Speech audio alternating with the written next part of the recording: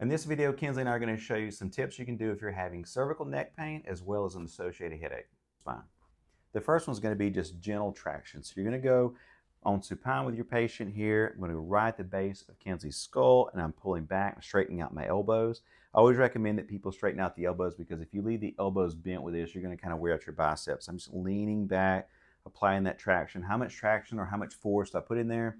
I'm looking to see kind of where her feet move. So when I pull, you'll see your patient's feet move up a little bit, and usually that's enough tension. You know, you don't have to pull that hard. Some people like more force. That's fine, just either way.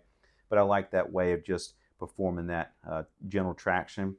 You also can go into a stretch. We're going to go into cervical flexion, and then we're a little bit of rotation to the left, and then I'm going to bend Kinsley's head more to the left side. So that's kind of going towards her left armpit area. We're going to do the same thing here, a little rotation and a stretch. She's going to feel this on the opposite side that we're bending her head to. And you can hold that somewhere between 15 to 30 seconds. If the person's having a lot of cervicogenic dysfunction, that may trigger the headache or trigger the neck pain, make it worse. You may want to avoid that movement if it is cervicogenic in nature. Another technique you can do is going to be a rolling technique for cervical traction. I've demonstrated this before, and it's really, really simple. So I'm just going to put my forearm under here, and I'm going to go palm up.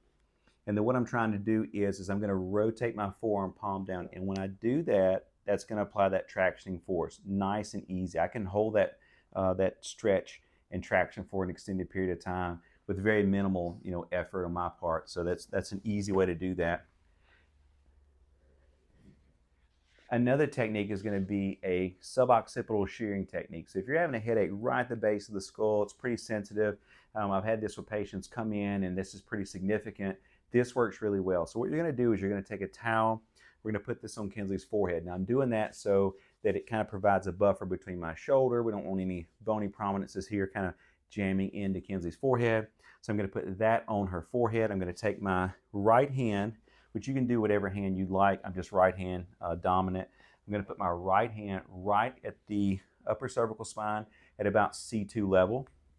Next, I'm going to just take this towel, put it on her forehead here, try to keep her head in as much of midline as I can, and then I'm going to take my shoulder, and what I'm doing now is I'm pushing down with my shoulder, and I'm shearing the upper cervical spine. So I'm shearing the basically the base of her skull is going back in a retracted position with that. You can hold that, you can oscillate that. That does really well if the patient's having a pretty good, kind of raging headache, especially originating from the base of the neck there.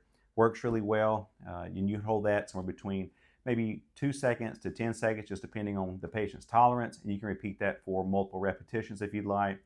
But those are just a few techniques that you can do if the patient's having a lot of neck tension with an associated headache. Thank you so much for watching. I hope this video helps resolve the headache and neck pain that you may be having.